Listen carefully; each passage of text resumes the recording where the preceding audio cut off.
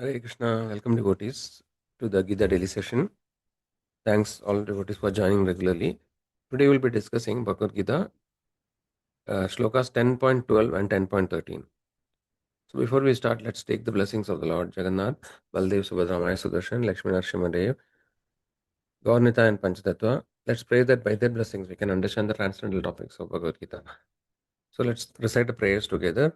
Om Ajnanatimirandasya Jnananjanashalakaya Chakshurunmilitam Yena Tasmai Shri Gurave Namah Namam Vishnupadaya Krishna Preshtaya Bhutale Srimade Bhakti Vedanta Swamin Iti Namine Namaste Saraswati Devi Gauravani Pracharine Nirvishesha Shunyavadi Paschatideshatarine Jai Shri Krishna Chaitanya Prabhu Nityananda Shri Advaita Gadadara Shivasadi Gaura Bhakta Vrinda Hare Krishna Krishna Krishna Hare Hare Hare Rama Rama Rama Hare Hare. We'll dedicate a session to His Divine Grace, A.C. Bhaktivedanta Swami Srila Prabhupada, Founder Acharya of International Society for Krishna Consciousness, who has actually spread the knowledge of Bhagavad Gita throughout the world and also presented Bhagavad Gita in a very simple and practical way, which can be applied in our day-to-day life. So let's thank Srila Prabhupada. Srila Prabhupada ki jai. So today's we are discussing shloka number 12 and 13 from chapter 10 of Bhagavad Gita. So let's recite the prayers together, shlokas together.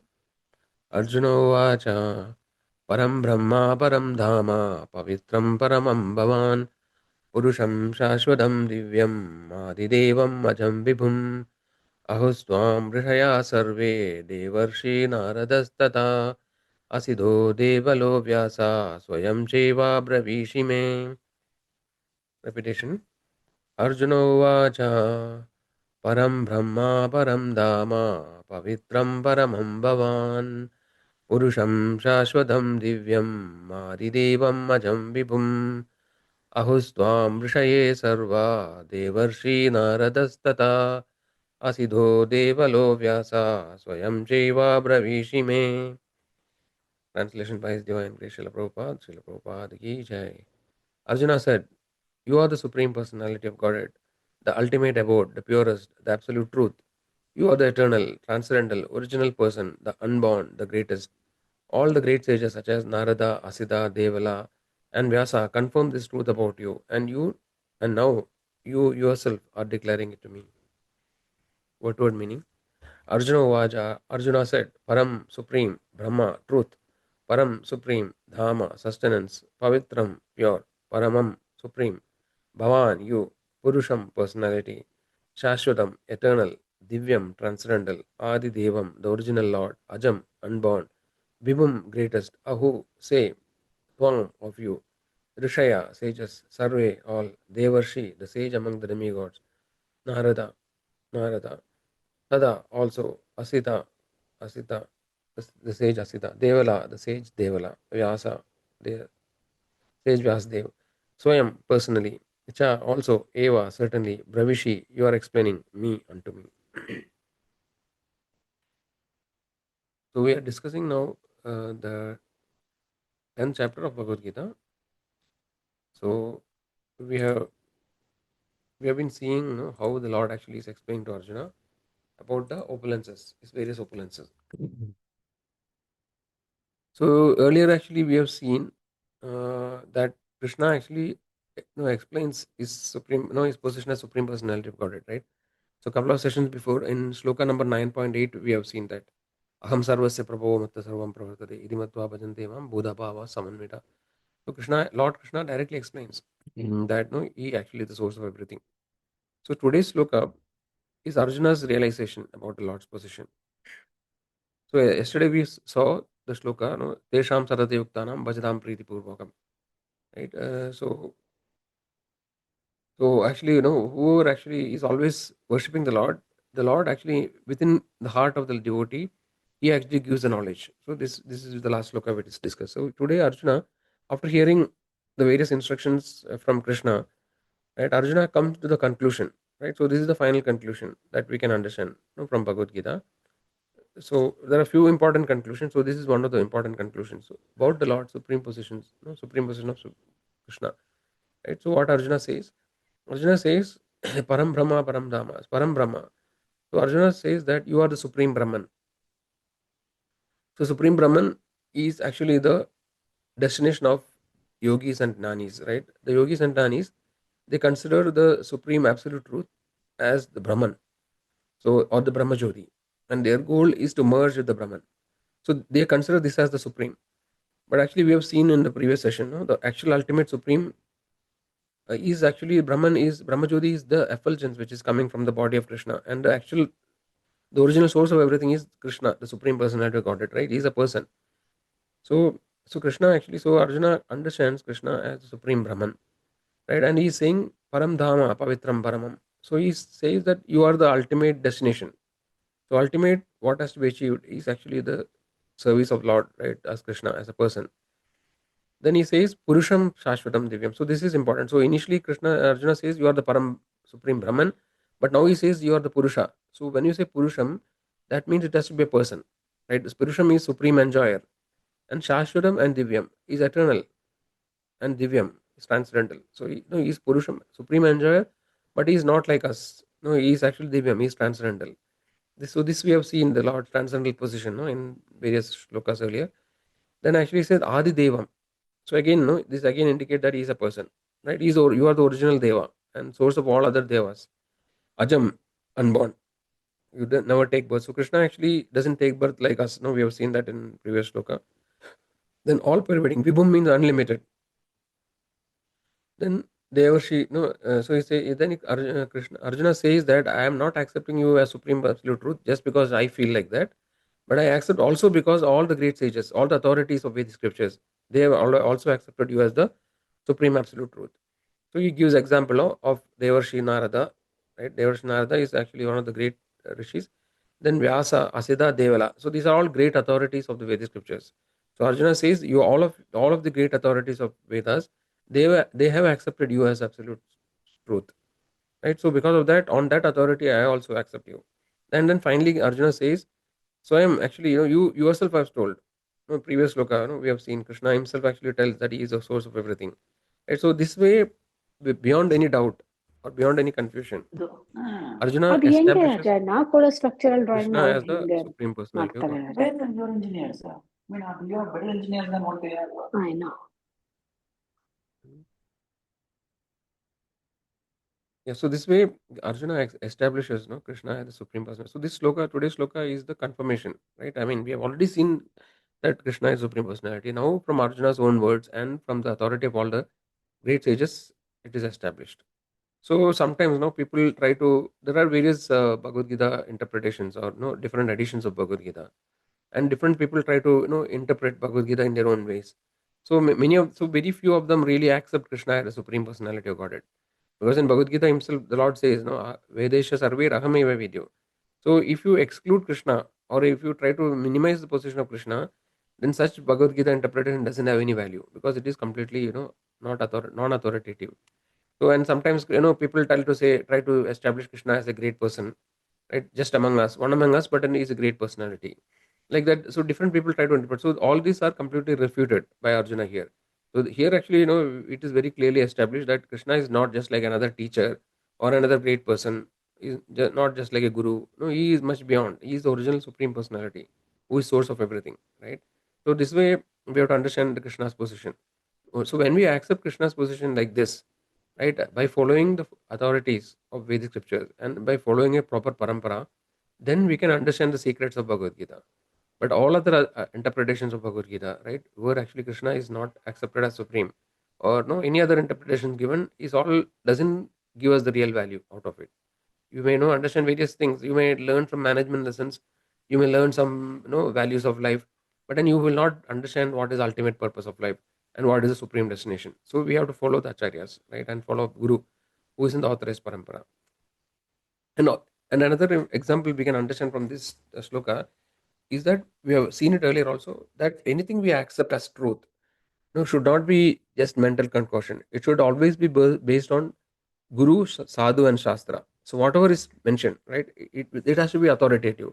And how it is authoritative? So it has to be coming from an authorized bona fide Guru in a disciplic bona fide parampara, right? It has to be vetted by pure devotees of the Lord, Sadhu. and it has to be, it has to be quoted from the Shastra. We cannot manufacture something, some ideas, right? So we can see in today's world there are so many spiritualists or spiritual so-called spiritual leaders, right? So if you just, we can easily understand whether they are genuine or not. No, if they are not able to give reference to what they say, if they cannot quote from scriptures, then it is just mental concoction. It is something manufactured. It's some ideas manufactured. It may look very nice, pleasing to the ear, and it may be very easy to implement also, but it will not give you the ultimate destination. You will just keep continuing in the cycle of birth and death. So unless until, so that is very important. So everything, whatever you have doubts, right? Whatever if you want to verify whether it is genuine, it has to be vetted by guru, sadhu, and shastra. So any so-called spiritual leader, right, he should have a proper guru, right? If somebody says that I am self-made guru, or no, one day suddenly I have enlightenment by sitting under a tree, all these are no, cannot be, it is not authorized as per Vedic scriptures, right? A person has to, if authorized person, authorized guru has to have a guru, and that guru also has to be in a proper lineage, right? Other things are, we cannot actually take it as authoritative, right? And then the other great sages like rishis, sadhus, they have to vet it, actually they have to support it, and everything has to be have a reference in Vedic scripture, authoritative Vedic scripture. So unless until these three tests is not passed, then actually we cannot accept it as uh, true, right? So many of the so-called spiritualists, no, they give us very simple ways of living. So they will tell you that no, don't give up anything, you continue whatever your sinful life. No, you can eat, you can drink, you can have illicit relationship with women, do whatever you like, but then just follow me. So they are basically, from that itself we can understand that their only aim is to increase the followers, and their only aim is to increase the wealth. They want to accumulate money and wealth, because the ultimate, the absolute truth, or the topmost destination is not very cheap to achieve, right? We have to pay a price. In the sense, we have to be very sincere, and we have to take austerities, and we have to give up a sinful life, right? If anybody says that no, you can continue the sinful life, or no, do whatever you do and then continue, then you have to be, there is a red flag. You have to be understand that it is not basically, it's like a cheap duplicate we get, right? In the market sometimes we get Chinese product which are very cheap, but then it has only that much value, it will not last, it is not permanent. So similarly, whatever the so-called cheap spiritual paths which are offered, we have to understand that they are all imitations, and it will not lead you to the ultimate destination. And whoever follows a guru, right, it is mentioned that they will also follow the guru after death. So if you follow a cheating guru, then the cheating guru may go to hell, and all the followers also will go to hell, right? So we have to be very careful which path we are following, and we have to really verify, whether they stand the test of guru, sadhu, and shastra. So here actually how we can see, we have seen previously, how guru, sadhu, shastra comes into Bhagavad Gita, right? So Arjuna, actually initially Arjuna refuses to fight, right? Then finally, after after actually Krishna imparts the pure knowledge, start imparting, then Arjuna surrenders to Krishna and accept Krishna as a guru, right? The sloka says, Arjuna says, Shishya shadimam prabannam. So Arjuna says, now I am a surrendered soul, and please accept me as your disciple. So becoming a shishya is very important, first of all, to get knowledge. Then sadhu, right? Here Arjuna says, Asida, Devala, Vyasa, Narada, they are great sages, right? So Narada is considered as the greatest sage, because actually he has direct perception of the Lord, right? Lord Vishnu and Narada, gives direct audience to Narada. So Narada anytime can go to spiritual world. He's only rishi who can travel freely to the spiritual world. And then Vyasdev is actually incarnation of Krishna himself. Vyasdev is known as Krishna Dvaipayana Vyasa, who is a partial incarnation of Supreme Person Krishna, right? So Vyasa actually took the incarnation. One of the main goal of Vyasa is to re-establish the Vedic knowledge. So he divided the Vedas into four, because Veda means knowledge, right, or absolute knowledge, which actually exists from the time immemorial. Along with the creation, the Vedic knowledge is given by the Lord, so that the jivas who are suffering in the material world can come back to Him. The Vedas also give information how to be happy in the material world, but the main ultimate secret part of Veda is the information of how to go back to Krishna. So Vyasdev actually has compiled the Vedic scriptures, like not only the four Vedas, but actually the Upanishads, the Puranas, Itihasas, everything. So all the Vedic body, Vedic body is compiled by Vyasdev, and Vyasdev actually is establishing Krishna as the Supreme Personality of Godhead, right? So in Srimad Bhagavatam, he is considered as the natural commentary on Vedanta Sutra. So basically, there are the four Vedas, right? Rig, Sama, Yajur, and Atharva. Then actually there are other Upavedas like Brahmanyagas, Aranyagas, and etc. Then there are the Upanishads. Then there are the Puranas, Itihasa. So after compiling all these initial Vedic scriptures, right, Vasudev was not feeling satisfaction, and Narad Muni comes to Vasudev and he explains to Vasudev that though you have written all these Vedic scriptures until now, but you have been who haven't sufficiently glorified the Supreme Personality of Godhead, because in other scriptures the Lord actually is not directly explained. It is only through aphorism and indirect references the Lord actually is explained. And most of the Vedic scriptures, if you look, they doesn't talk much about the most confidential part of the knowledge, which actually describes Krishna as a person, as an individual, right? So this part actually, and then many of the Vedic scriptures also is sometimes misleading, because they may give the impression that the purpose of the human life is to only attain the four purusharthas: dharma, artha, kama, moksha. So these dharma, artha, kama, four purusharthas will make you happy in the material world, but then that doesn't free you from cycle of birth and death. So moksha actually, though it is to an extent it is freedom, but unless and until we get level up the love for Krishna, the attainment is not permanent, right? Unless and until we attain the Vaikuntha planet and are restored to the original position of serving the Lord, all other mokshas, like no the Sayujya, Samipya, like the other mokshas, they cannot give you the permanent benefit. Right? Those who get Sayujya, or those who attain the Brahman, they after many millions of life, they it is mentioned that they may aruhya krichena param padam. So they again come back to the material world, because in the impersonal Brahman there is no variety, and the jiva nature is always to have variety. So unless and until, so the point is that Vyasdev, though explained the Vedic scriptures, he did not give the topmost knowledge or directly reveal the topmost path of bhakti sufficiently. So that is why he was not becoming, he was not satisfied.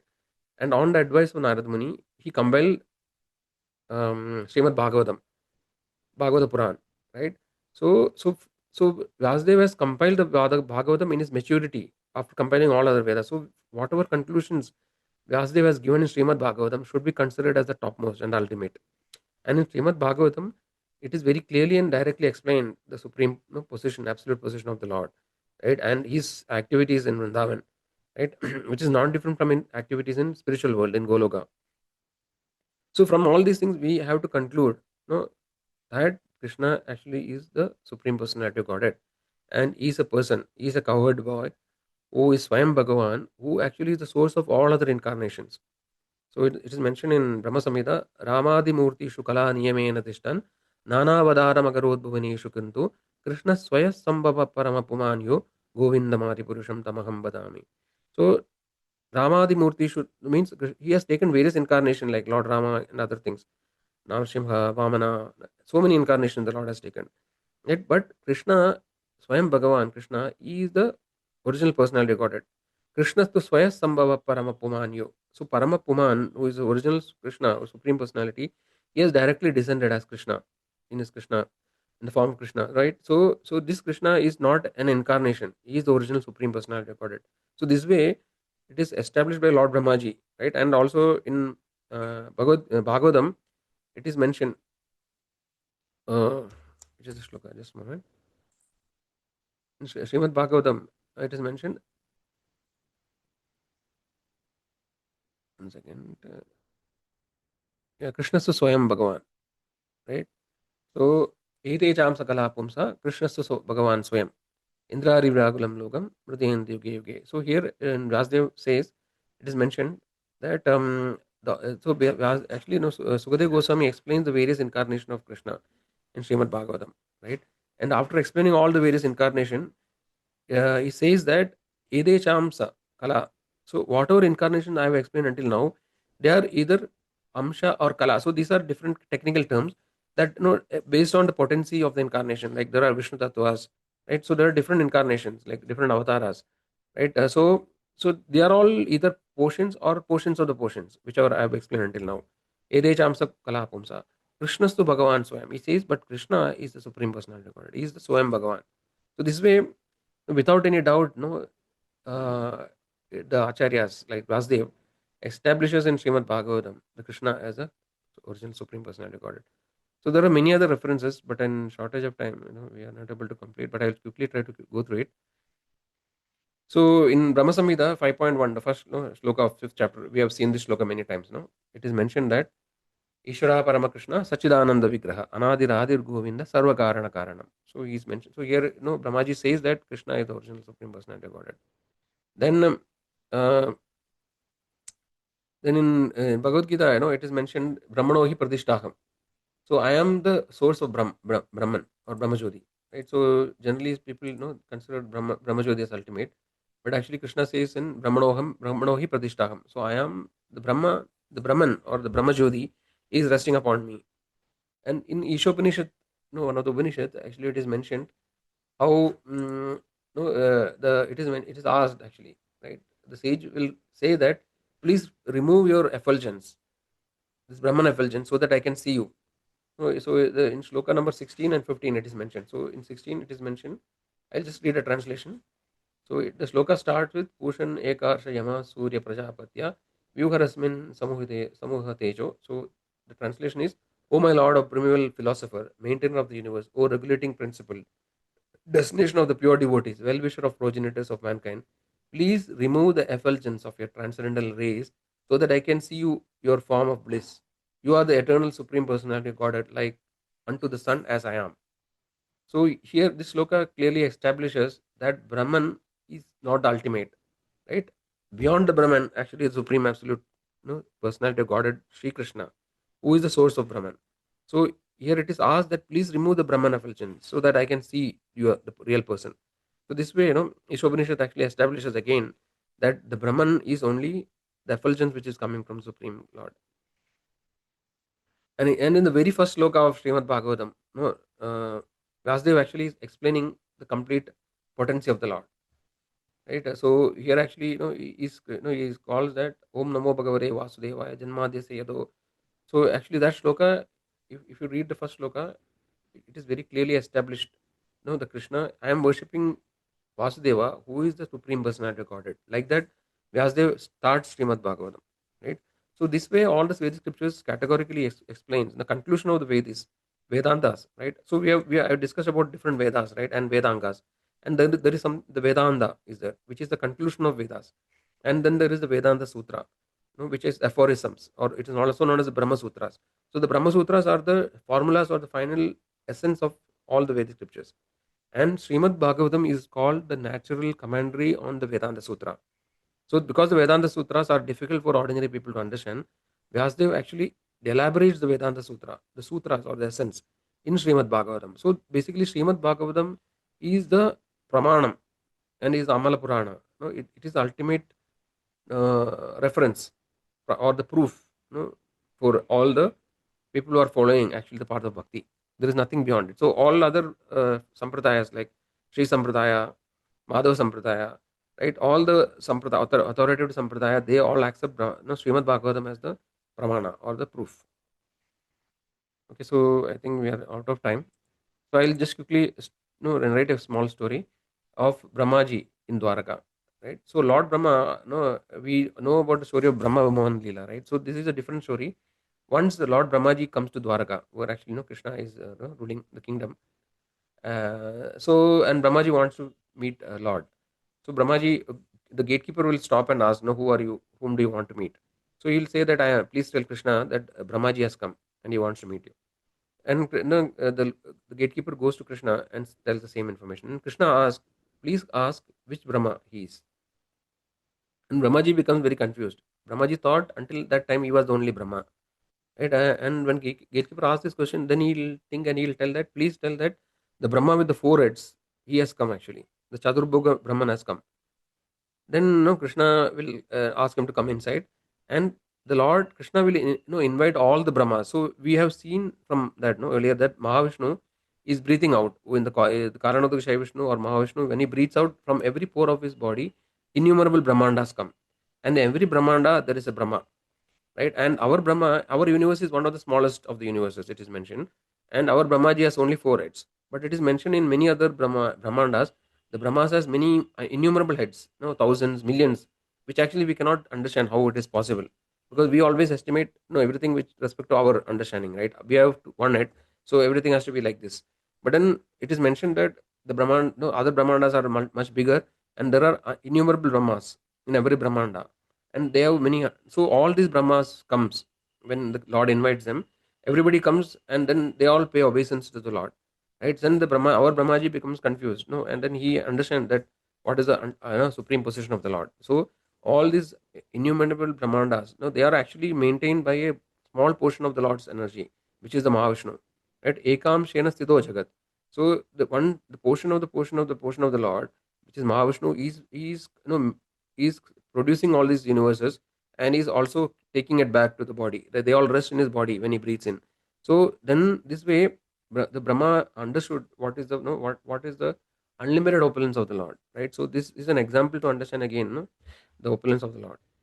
Okay, so with that, I think we'll wrap up here. So what is the conclusion or the takeaway is that, so whatever knowledge we try to acquire, no, we get so much of information in today's world, right? We have to validate it with the basis of Guru, Sadhu, and Shastra. Does it pass the test, whatever we discussed earlier, right? So we should not blindly accept something because it is easy to follow, or it's very simple, or the word jugglery is very appealing to us. So these things should not be the real criteria. We need to really test whether it is authentic. That then only we should accept it. Then also, we should understand that, so the so-called people, many people actually tries to say all these are mythology. They are actually, or they try to depict in a symbolic way. So these are not really, they are not literal meaning. They are just trying to symbolically say something. Like, for example, when they say Brahma has four heads, it is just, no, Brahma has four, each of the four heads represent XYZ. So this way people try to adjust the things to their logic, but actually the Vedic knowledge should be taken as such, right? So we should not try to interpret or manipulate the things, just to fit into our logic. So these are some of the important conclusions we can take from today, and accept that and understand that Krishna actually the supreme personality of Godhead. He is a person, and he enjoys transcendental rasa with his devotees, right? And our ultimate destination is this place, actually, the Vaikuntha. And among Vaikuntha, the topmost is Goloka Vrindavan, right? So this is the destination of the people who follow the path of our parampara, right? Following the footsteps of Srila Prabhupada and other acharyas. So we can decide whether we want to continue this journey, or drop and then again go back to the material cycle of birth and death, life after life, taking different sufferings. So it's up to us. This free will we have got. So based on this, we should decide what should we take. Okay, so let us end here. I'm sorry, a little bit today we are late. So anybody wants to leave at this point, they can leave. But anybody has a question, they can unmute and ask. And also, I just want to remind that please request all devotees to take the survey which we have put. It may take 2-3 minutes to do it, so it will help us know to understand. And also, we would like to know, like in case if we have some future follow up session, other sessions, more detailed session, we would want to know who will be interested, and accordingly, we can take it forward. So please spend a few minutes to give your feedback, valuable feedback. You can encourage others also who are part of the group. Okay, so we'll chant Hare Krishna mantra 3 times, because our devotional service start with chanting. Right? So just we'll chant 3 times, but please request you to chant more every day. Meanwhile, if you have questions, you can put it in the chat. Hare Krishna, Krishna Krishna, Hare Hare, Hare Rama, Rama Rama, Hare Hare, Hare Krishna, Krishna Krishna, Hare Hare, Hare Rama, Rama Rama, Hare Hare, Hare Krishna, Krishna Krishna, Hare Hare, Hare Rama, Rama Rama, Hare Hare. Hare Krishna devotees. So, if anybody has any questions, please, you can ask, or otherwise, we can end here.